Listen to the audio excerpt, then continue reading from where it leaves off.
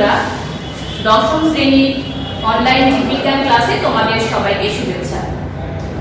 আমি জেবানু, সিনিয়র শিক্ষক, Srishti central school and college, Rajshahi. আশা করি তোমরা সবাই ভালো আছো। আলহামদুলিল্লাহ, আমিও ভালো আছি। আমাদের দেখো, আমরা 2 অধ্যায় পড়াচ্ছি। সেই 2 অধ্যায়ের গতদিন আমরা পেশি টিস্যু পড়েছি, নিশ্চয়ই তোমরা খুব ভালোভাবে সেটা শিখে ফেলেছো। আজকে আমি আবার আরো একটা টিস্যু পড়াবো। সেই টিস্যু আমাদের নার্ভ টিস্যু বা সেটা স্নায়ু টিস্যু। এখন নার্ভ টিস্যু বা স্নায়ু টিস্যু কাকে বলে সেই সংজ্ঞাটা আমরা শিখি। স্নায়ু টিস্যু হচ্ছে যে টিস্যু দেহের সব ধরনের বা সকল ধরনের সংবেদন ও উদ্দীপনা গ্রহণ করে এবং তা পরিবহনের মাধ্যমে এটা মনে রাখতে হবে, সংবেদন অনুযায়ী বা উদ্দীপনা অনুযায়ী এর কি করবে, উপযুক্ত প্রতিবেদন দিবে। তুমি যে উদ্দীপনা দিয়েছে সে অনুযায়ী উপযুক্ত প্রতিবেদন দেওয়াটাই হচ্ছে, প্রতিবেদন দেয়াকে আমরা বলি স্নায়ু টিস্যু। এখন এই যে স্নায়ু টিস্যু বা স্নায়ু কলা বা নার্ভ টিস্যু, এগুলো কিন্তু অসংখ্য স্নায়ু কোষ নিয়ে গঠিত। আমরা জানি যে টিস্যু গঠিত হয় কার সমন্বয়ে, কোষের সমন্বয়ে, তাই না?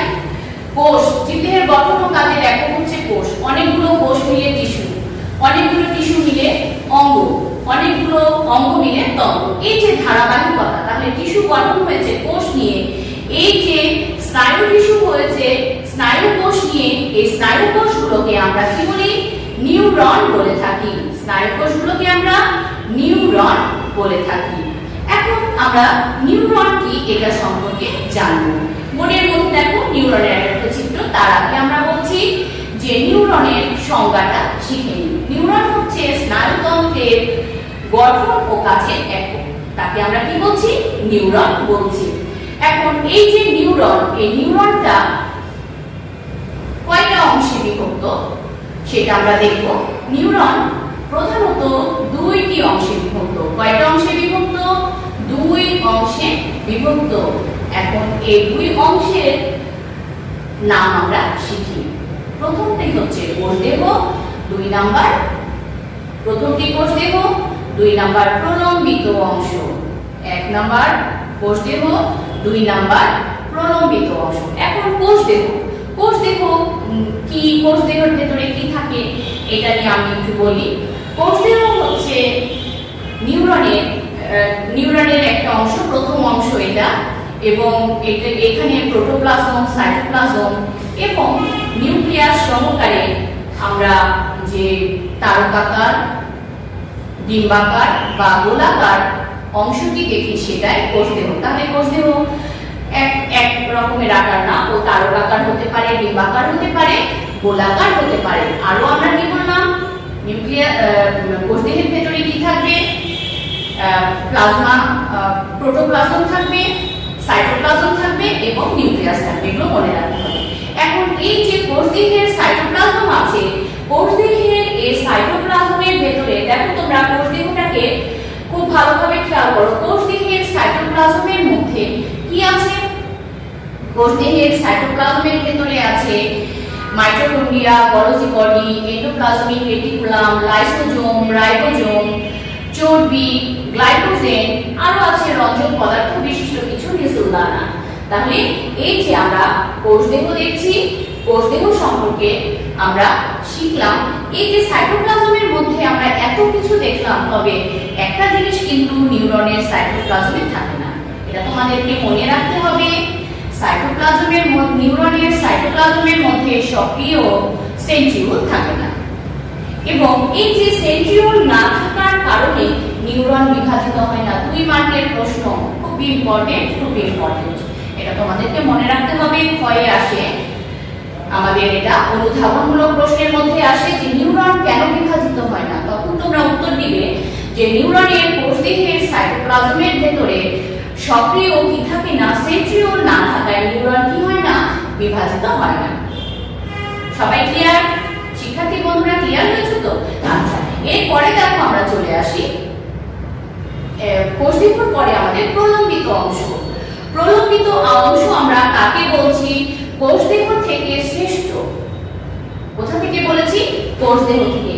চিত্রের দিকে খেয়াল করো, এই যে কোষদেহ থেকে শ্রেষ্ঠ যে শাখাগুলো থাকে সেগুলোই হচ্ছে প্রলম্বিত অংশ।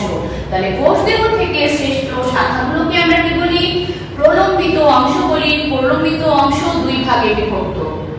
কয় ভাগে? দুই ভাগে। প্রথমটির নাম ডেনড্রন, দ্বিতীয়টির নাম অ্যাক্সন। এখন আমরা ডেনড্রন সম্পর্কে জানবো যে ডেনড্রনটা কি।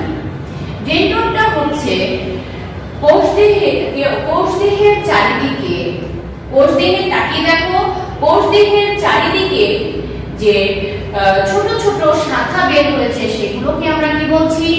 ডেনড্রন বলছি। তাহলে কোষদেহ থেকে যে শাখাগুলো বের হয়েছে সেগুলো হচ্ছে ডেনড্রন। আবার ডেনড্রন থেকে যে ছোট ছোট শাখা বের হয়েছে সেগুলোকে আমরা ডেনড্রাইট বলে থাকি। বলতে পারি যে ডেনড্রন কি? এক মার্কের প্রশ্ন, জ্ঞানগুলো। ডেনড্রন কি, তাই না? আসতেই পারে এটা। ডেনড্রাইট কি? ডেনড্রন বলবে কোষদেহ নিউরনের কোষদেহ থেকে যে শাখাগুলো বের হয় সেগুলো হচ্ছে ডেনড্রন, আর ডেনড্রনের শাখাগুলোকে আমরা বলছি ডেনড্রাইট। দেখো ডেনড্রন থেকে আরো ছোট ছোট শাখা বের হয়েছে সেগুলো কি? ডেনড্রাইট। এরপরে দেখো সেগুলোকে আমরা বলছি ডেনড্রাইট। এখন একটা নিউরনের মধ্যে ডেনড্রাইটের সংখ্যা 0 থেকে শতাধিক হতে পারে, এটা মনে রাখতে হবে, 0 থেকে শতাধিক। এরপরে এই ডেনড্রনটা কি কাজ করে নিউরনের ভেতরে? এই ডেনড্রন এক নিউরন থেকে উদ্দীপনা সে গ্রহণ করে। একটা নিউরন আছে, অন্য একটা নিউরন থেকে এই ডেনড্রাইটগুলো কি করছে? উদ্দীপনাগুলোকে সংগ্রহ করে কোষ দেহের দিকে নিয়ে আসে। কোথায় নিয়ে আসছে? এই যে ডেনড্রনগুলো গ্রহণ করে কোথায় নিয়ে আসছে? কোষ দেহের মধ্যে কি নিয়ে আসে? উদ্দীপনাগুলোকে নিয়ে আসে। তাহলে সবাই ক্লিয়ার হয়েছে শিক্ষার্থী বন্ধুরা? আমরা ডেনড্রন সম্পর্কে কিন্তু শিখে গেলাম। এরপরে চলে আসি আমরা অ্যাক্সন। এগুলো আমরা আলোচনা করছি প্রলম্বিত অংশের ভেতরে। অ্যাক্সন কাকে বলে? অ্যাক্সনটা কি? দেখো কোষ দেহ থেকে উৎপন্ন বেশ লম্বা তন্তুটিকে আমরা কি বলে থাকি? অ্যাক্সন বলে থাকি। কোষ দেহ থেকে উৎপন্ন বেশ লম্বা তন্তুটির নাম কি? অ্যাক্সন। মনে থাকবে? এখন এই যে একজন, এই একজনকে দেখো, একজনের একটি আবরণ আছে, একজনের চারিদিকে একটা আবরণ আছে। এই আবরণীকে আমরা বলি নিউরোলেমা, বা একজনকে একটি আবরণ আবৃত করে রাখে, তার নাম হচ্ছে নিউরোলেমা বা নিউরোলেমা। একজনের চারিদিকে পাতলা আবরণকে আমরা নিউরোলেমা বলে থাকি, নিউরোলেমা। এরপরে দেখো একজন এবং নিউরোলেমার মাঝে, একজন এবং নিউরোলেমার মধ্যবর্তী স্থানে আমরা কি দেখতে পাচ্ছি? স্নেহ পদার্থের একটা অঞ্চল বা স্তর দেখছি। কোথায় বললাম? মনে রাখতে হবে, একজন এবং নিউরোলেমার মাঝে স্নেহ পদার্থের একটা অঞ্চল। এই অঞ্চলকে আমরা বলি মায়োলিনের আবরণ বা মায়োলিন শীট। এরপরে দেখো এর মায়োলিন শীট। এরপরে আমরা দেখছি যে এই যে আমরা নিউরোলেমাটা দেখলাম, এই নিউরোলেমা কিন্তু অবিচ্ছিন্ন নয়। এই নিউরোলেমা অবিচ্ছিন্ন নয়। এই নিউরোলেমা আমরা দেখছি কিছু দূর গিয়ে দেখো একটা ভাগ হয়ে গেছে, তাই না? কিছু দূর গিয়ে এটা কি হয়েছে? ভাগ হয়ে গেছে। নির্দিষ্ট একটা দূরত্ব পর ও কি হয়ে গেছে? নিউরোলেমাটা একজনের প্রত্যক্ষ সংস্পর্শে চলে এসেছে। একদম ও ছুঁয়ে গেছে। কাকে? একজনকে স্পর্শ করেছে, ছুঁয়ে গেছে। এই যে দেখো যে ভাগ হওয়া বা ভাঁজ হওয়া বা একজনকে ছুঁয়ে যাওয়া অংশগুলোকে আমরা র্যানভিয়ারের পর্ব বলে থাকি। সেগুলোর নাম কি? র্যানভিয়ারের পর্ব বা নোড অফ র্যানভিয়ার। মনে থাকবে? বলতে পারে যে র্যানভিয়ারের পর্ব কি, মায়োলিনের আবরণ কি, এক্সোলেমা কি, নিউরোলেমা কি। এরপরে দেখো যে একজনের মূল অক্ষকে একটা আবরণ আবৃত করে রাখে। একজনের মূল অক্ষকে একটি আবরণী আবৃত করে থাকে, সেই আবরণীকে আমরা বলি এক্সোলেমা। তাহলে শিক্ষার্থী বন্ধুরা, আমরা কিন্তু নিউরনের গঠনে একবারে শেষ পর্যায়ে চলে এসেছি যে নিউরনের মধ্যে আমাদের কি কি থাকে। আমি আবার একটু বলি, নিউরনের প্রধানত দুইটা অংশ। এক নাম্বার হচ্ছে আমরা বললাম কোষদেহ, দুই নাম্বার প্রলম্বিত অংশ। প্রলম্বিত অংশ আবার কয় ভাগে বিভক্ত? দুই ভাগে বিভক্ত, ডেনড্রন, দুই নাম্বার অ্যাক্সন।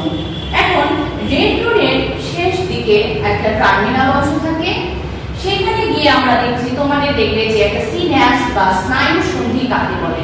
খুবই ইম্পর্টেন্ট প্রশ্ন, 2 মার্কে দেয় যে সিন্যাপস বা স্নায়ু সন্ধি কি। বলবে পর পর দুইটা নিউরনে কি কি আছে? পর পর দুইটা নিউরন আছে। এই নিউরনের প্রথমটির অ্যাক্সন, দ্বিতীয়টির ডেনড্রন। মনে থাকবে, প্রথমটির অ্যাক্সন এবং দ্বিতীয়টির ডেনড্রনের সাথে যে একটা স্নায়ু সন্ধি বা সংযুক্তি তাকে আমরা সিন্যাপস বলে থাকি। দুইটা, তাহলে প্রথমটির অ্যাক্সনের সাথে দ্বিতীয়টির ডেনড্রাইটের মধ্যে যে একটা সংযুক্তি তাকে আমরা বলি স্নায়ু সন্ধি। খুবই ইম্পর্টেন্ট প্রশ্ন, সিন্যাপস বলতে কি বোঝো? তাহলে আজকে নিশ্চয়ই শিক্ষার্থী বন্ধুরা তোমরা সবাই হচ্ছে যে স্নায়ু টিস্যু সম্পর্কে ভালোভাবে অবগত হয়েছো। এখান থেকে তোমাদের আমি হোমওয়ার্ক দিব। হোমওয়ার্কের মধ্যে থাকবে যে হোমওয়ার্কে আমাদের কি থাকবে, যে চিত্র সহ স্নায়ু টিস্যু বর্ণনা। আর ছোট ছোট যে প্রশ্ন দিয়েছি, সিন্যাপস বলতে কি বোঝো, নিউরন কেন বিভাজিত হয় না, নিউরন কি, এই প্রশ্নগুলো কিন্তু আমরা এখান থেকে করে ফেলবো। তাহলে তোমাদের হোমওয়ার্কটা তোমরা সবাই সঠিকভাবে সেরে ফেলবে। তাহলে আজকে আমার এ পর্যন্তই আলোচনা ছিল। তোমাদের আগামী ক্লাসে আমন্ত্রণ জানিয়ে আমি এখানে বিদায় নিচ্ছি। আল্লাহ হাফেজ, সবাই ভালো থাকো, সুস্থ থাকো।